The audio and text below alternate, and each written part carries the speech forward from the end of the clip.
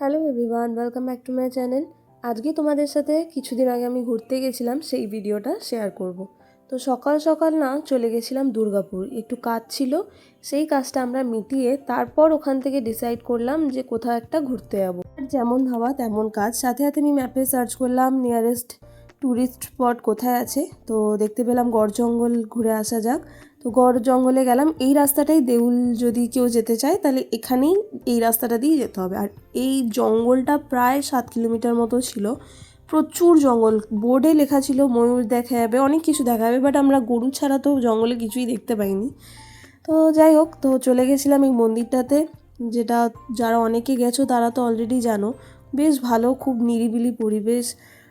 মন্দিরটাও কিন্তু খুব পরিষ্কার পরিচ্ছন্ন রেখেছে ওনারা, ওখানে যারা থাকেন তারাই পুরো দায়িত্ব নিয়ে সব কিছু করে। আর এই জঙ্গলের মধ্যে যেহেতু, তো ওনারা বললো যে 5টা 5:30টার মধ্যে কিন্তু সবাই চলে যায়। তো শীতকালে ধরো 5:30 মানে অন্ধকার, তো আরও আগেই খালি হয়ে যায়। আর ওখানে আমরা ছিলাম, আরও 2-3জন ফ্যামিলি গেছিলো ঘুরতে, তো আর সে তেমন ভিড় ছিল না। আর এখানে দেখো পায়েস ছিল ভোগে, তো ওটা আমাদেরকে দিয়েছিল। আর ওখানে খাওয়ার ব্যবস্থাও কিন্তু আছে। আর এইটা হলো রান্নার জায়গা, আর এই দিকটা হলো বসে খাওয়াও তোমরা খেতে পারো। তো পার হেড যদি তোমরা 100 রুপিস করে পে করো, তো ওনারা ওখানে খাবারের ব্যবস্থা আছে, তোমরা ওখানে গিয়ে খেতে পারো। খাবারের মেনুতে ছিল ভাত, ডাল, বাঁধাকপির তরকারি আর আলু পোস্ত, চাটনি, পাঁপড়। তো বেশ ভালো খাবার দাবার, মানে খেয়ে তোমার ভালো লাগবে। তো আমরা যেহেতু লাঞ্চ করে যাইনি, তো আমাদের জন্য তো খুবই ভালো ছিল, আমরা ওখানে গিয়ে খেতে পেরেছি। তো ওখান থেকে চলে গেছিলাম আরেকটা মন্দির দেখতে। আর গড় জঙ্গলে এই মন্দিরগুলো কিন্তু দুর্গাপুজোর সময় প্রচুর ভিড় থাকে। তো তোমরা কারা কারা গেছো এখানে অলরেডি, সেটা কিন্তু আমাকে কমেন্টে জানিও। আর এখানে প্রথম যখন দুর্গাপুজো স্টার্ট হয়, তো এই জায়গাটাতেই শুনলাম যে প্রথম দুর্গাপুজো হয়েছিল। তো দেখো সাইডে পুরো অনেক ভেঙে ভেঙেও গেছে, পুরো ধ্বংসাবশেষ পড়ে আছে, বাট এটা একটা ঐতিহ্য জিনিস। তো যেটা আমরা দেখলাম, তোমরা চাইলে তোমরাও ঘুরে আসতে পারো। তো আমি ডিসাইড করেছি যে 2026-এ দুর্গাপুজোতে যদি পারি তাহলে ঘুরে আসব। এখানে অষ্টমী নবমীতে প্রচুর বড় পুজো হয়, অনেক লোক আসে, অনেক বাইরে বাইরে থেকে সবাই ঘুরতে যায়। তো একটা নতুন জায়গা যেহেতু দেখলাম, তাই জন্য ভেবেছি যদি সম্ভব হয় নিশ্চয়ই আমরা দুর্গাপুজোতে কিন্তু ঘুরে আসব। আর ওইটুকু এরিয়ার মধ্যেই কিন্তু 4টে মন্দির ছিল। ফার্স্টেরটা হলো দুর্গা ঠাকুরের মন্দির, যেখানে দুর্গাপুজো প্রথমবার হয়েছিল। আর এটা হলো শিব ঠাকুরের মন্দির। এই মন্দিরটা দেখে আমার মনে হলো যে নতুন হয়েছে, কারণ কি বা নতুন কালার করেছে। যাই হোক, ওখানে কেউ ছিল না এই মন্দিরটাতে যাকে জিজ্ঞেস করব। তো যাই হোক, তোমরাও যারা যারা জানো তারা আমাকে অবশ্যই জানলে কমেন্টে জানিও। এখানে দেখো আরেকটা মন্দির ছিল, কালী ঠাকুরের মন্দির।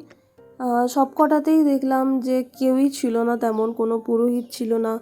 আর ওখানে যেটা জানতে পারলাম, আমাদের সাথে যে ড্রাইভার মামা গেছিলো সে বলল যে এখানে বেশি বেলা অবধি কেউ থাকেই না, মানে যাও যেটুকু পুজো করা, তো 4টে 4:30-এর মধ্যে শীতকালে কিন্তু পুরো খালি হয়ে যায়।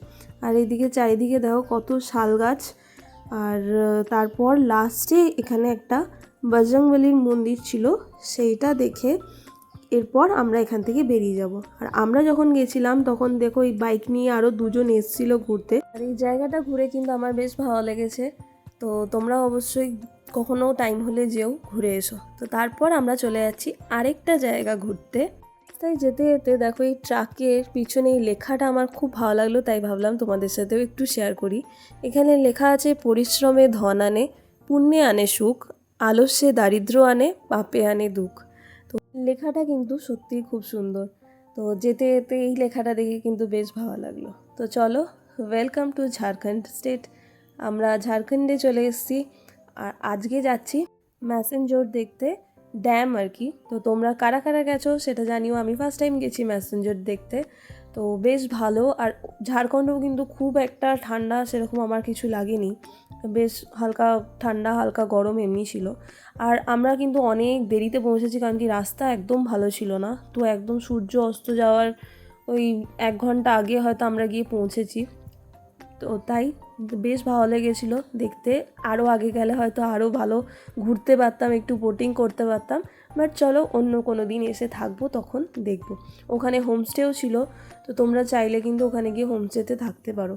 আর ড্যামটা কিন্তু খুব সুন্দর, তখনও অত বেলা হয়ে গেছে তাও অনেকে দেখলাম বোটিং করছে, আমরা অত বেলাতে করলাম না। আর এখানে আমরা একটু চা খেতে দাঁড়ালাম, আর চা খাওয়ার পর এই 1 নম্বর গেটের সামনেই কাকুটা ঝালমুড়ি নিয়ে বসে, খুব সুন্দর বানিয়েছিল। তো ওখান থেকে 3 প্যাকেট ঝালমুড়ি নিয়ে নিলাম, আমরা 4 জন মিলে খাবো। আর এই 1 নম্বর গেটে কিন্তু না বোর্ড টাঙানো ছিল যে নো এন্ট্রি, নো ফটোগ্রাফি বা কিছু এরকম বোর্ড টাঙানো ছিল, বাট দেখলাম সবাই ঢুকছে, মানে গেটটা খোলা হয়তো অফ সিজনে খোলে বা কিছু হবে, তাই জন্য আমরা মাঝখান থেকে গিয়ে ভালো করে আরও দেখতে পেয়েছি।